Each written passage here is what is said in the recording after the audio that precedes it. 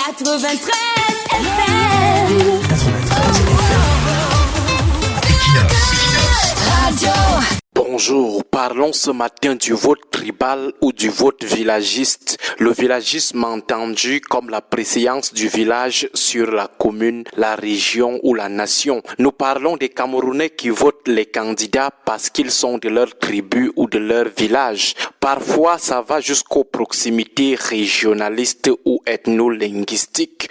On vote quelqu'un parce qu'il est de notre région ou alors parce qu'il est anglophone, francophone comme nous. Depuis le retour au multipartisme dans les années 90, les Camerounais sont englués dans ce tribalisme, ce villagisme, cet ethnicisme ou cet ethno-régionalisme lorsqu'ils doivent choisir des candidats dans les urnes.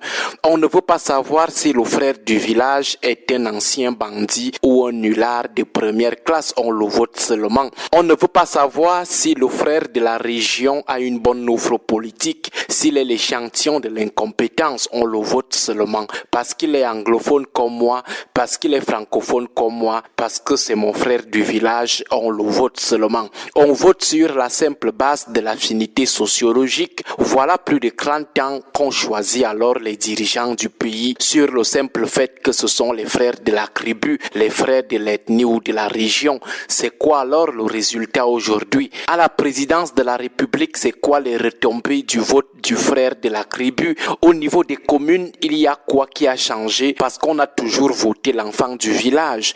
À l'Assemblée nationale, quelles sont les bonnes lois qui ont été votées? Quelles sont des actions gouvernementales qui ont été bien contrôlées parce qu'on a choisi comme député un frère du village, un frère de la tribu? En 30 ans de vote tribal, c'est quoi les retombées? Chacun de nous devra faire le bilan des 30 années de vote tribal au Cameroun avant de voter en 2025. Que les partisans du vote tribal nous disent si leurs villages respectifs sont devenus des mini-paradis parce qu'ils ont voté les frères de la tribu, si l'eau coule normalement dans leur village, si les gens de leur tribu n'ont plus les problèmes de délestage, si les gens de leur région et ethnie ne connaissent plus les problèmes que connaissent les autres Camerounais, qu'ils nous disent un peu ce que ça a apporté. Peut-être à travers leurs expériences, nous finirons par réaliser que le vote sur la base villagiste ou tribal est une bonne chose pour la tribu ou le village. Mais en attendant leurs exemples, ce qu'on sait, c'est que en 30 ans de vote tribal, tous les Camerounais d'en bas ont les mêmes problèmes.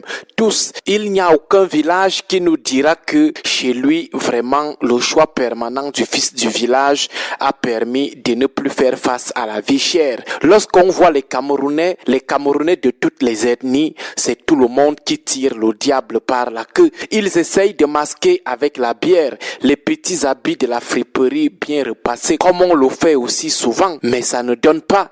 Les connaisseurs finissent par comprendre qu'on est tous dans la même sauce. Les gens vont parler de socles granitiques, de fiefs imprenables, mais allez voir ces zones. C'est la haute broussaille comme le reste du Cameroun. Les gens vivent l'époque moyenâgeuse comme le reste du Cameroun.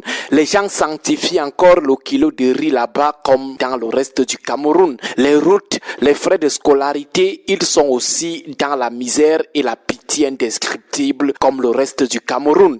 Ce qui tue les partisans du vote tribal, c'est qu'ils croient au manger ensemble communautaire. Ils croient à la logique du frère du village qui est élu et qui nous mettra en haut. Quelle est la tribu qui est en haut au Cameroun parce que le frère du village est élu? Quel village, quel arrondissement? Même les minuscules villages qui ont souvent eu 3 ministres dans un même gouvernement. Allez voir l'état de délabrement dans lequel croupissent leurs frères du village. Allez regarder même ces villages. Les gens fantasment encore là-bas devant l'arrivée d'un véhicule de luxe. Les gens fantasment encore là-bas devant un téléphone Android. La civilisation n'a même pas encore franchi le seuil de leur village. Donc, il n'y a pas de manger ensemble communautaire au Cameroun. Dès qu'un frère du village est élu par ses frères du village tribalistes, il les oublie immédiatement. Il passe à soi uniquement avec les gens de sa famille, parfois seulement seulement avec les membres de sa famille nucléaire et de la famille de sa femme ou de ses multiples maîtresses. Et quand il fait beaucoup, il vient promettre aux enfants du village le travail dans ses plantations. Entre-temps, ses enfants à lui, ceux de sa belle famille, sont à l'ENAM et à l'EMIA. Entre-temps, les autres tribus et ethnies pensent que vous êtes vraiment en haut. Même vous-même, vous pensez que vous serez en haut parce que vous êtes rongé par le tribalisme. À la prochaine élection, vous les votez quand même. Mais au final, vous restez toujours dans la misère. Ce qu'on doit savoir, c'est que ces frères du village, lorsqu'ils bénéficient de notre vote de tribalistes, ils nous oublient rapidement et partent même s'asseoir avec les profiteurs des autres tribus pour manger entre eux là-bas.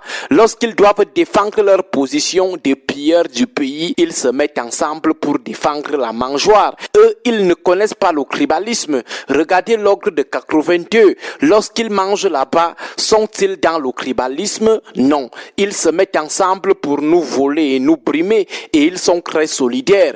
Mais curieusement, les en bas qui sont déjà très fragilisés trouvent encore le moyen de produire le tribalisme lorsqu'il faut sanctionner ces prévaricateurs dans les urnes. Vivement que les en bas comprennent en 2025 que les oppresseurs, les en haut jouisseurs, eux, ils ne connaissent pas le tribalisme lorsqu'ils doivent maintenir les en bas plus en bas. Agréable journée à vous tous. 93 FM.